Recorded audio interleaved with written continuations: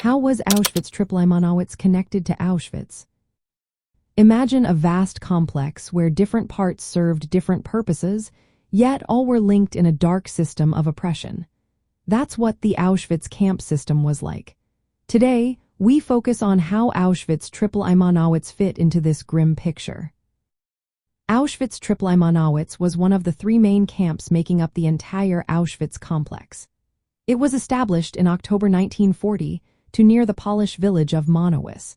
About 6 kilometers from Auschwitz-I, the camp was created mainly to supply forced labor for the IG industrial complex. This company was building a synthetic rubber and fuel factory in the area to support the Nazi war effort. The camp was set up as a labor camp where prisoners, mostly Jews, were exploited under brutal conditions. Prisoners were transferred from Auschwitz-I, which was the original concentration camp, to Monowitz to work in the factory and other industrial sites. The population of Monowitz grew from around 2,000 prisoners in late 1942 to nearly 11,000 by mid-1944. Most of these prisoners were forced into hard labor, often with little food and harsh treatment. Auschwitz III-Monowitz was directly connected to Auschwitz-I and Auschwitz-Null, the extermination camp. While Auschwitz-I served as the administrative center, and Auschwitz-Null was mainly used for mass killings, Monowitz was focused on forced labor.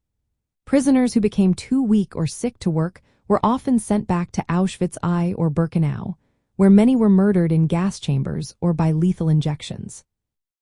The camp had its own commandant and SS guards, but it was still part of the larger Auschwitz system.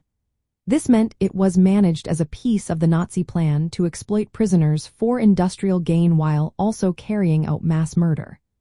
When the Soviet forces approached in January 1945, the Nazis evacuated Monowitz, forcing prisoners to march or transfer to other camps. In summary, Auschwitz III-Monowitz was a vital part of the Auschwitz complex. It served the Nazi war effort by providing forced labor for the IG factory. It was connected to the other camps through its prisoners, management, and purpose. This connection shows how the Nazi camp system combined concentration, forced labor, and extermination into one brutal network.